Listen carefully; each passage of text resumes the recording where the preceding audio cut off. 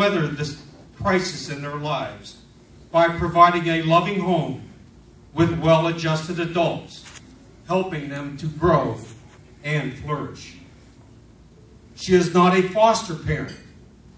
She is called Grandma. She has been taking care of kids like this since 1979, all in a 1,079 square foot home. At the age of 21, she lived in Mahoning County, and the neighbors talked about the, and excuse my language, the prostitutes at the car wash. She went to see, and they were girls that were 13 and 14 years old that were abused at home and left. The owner of the car wash was trading them for sex, and in return, he would give them food and shelter. She offered 3 of these girls a home and an education, and says that day changed her life. These 3 girls came that night, and 1 week later, 2 boys arrived. By the age of 21, she had 10 children in her care. And by word of mouth, many more came. Some of these children she was able to reunite with family. Some stayed with her until she graduated or was able to find employment and get housing. She has housed over 100 children since then and says it has been her pleasure. She did not receive government assistance for her services for these children. But what she did receive is pleasure, and she could ask for no more. She always found a way to support the kids, even if it meant selling everything in the house to buy food for them.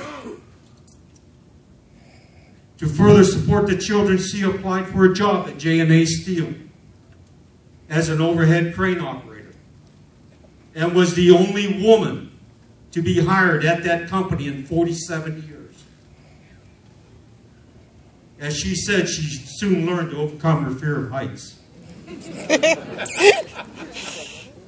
Once she went public, she was approached to house 19 more children and knew this was so much bigger than her and that she needed to work harder. She has met with many people and organizations throughout Ohio to save our children. There are over 30,000 children homeless and at risk in the state of Ohio alone. And her goal was to find property that will house at least 150 of these children. It will be run with structure, not institutional. Siblings will stay together just as they always have in Betty's Angels. She truly has displayed the virtues of brotherly love, relief, and truth, which exemplify the true spirit of Freemasonry. Most worshipful Brother Vic, with honor, I present Ms. Betty Strotterman.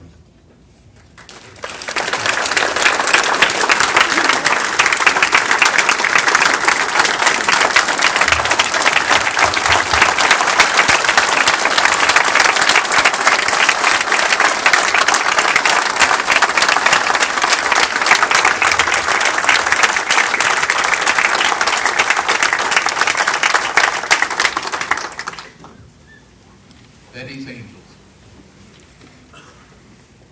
I think the Lord has picked an angel to take care of these children. I think that's been you. Betty, I have a plaque I'd like to read to you, present to you, and then we'd love to hear from you because you're what's important this evening.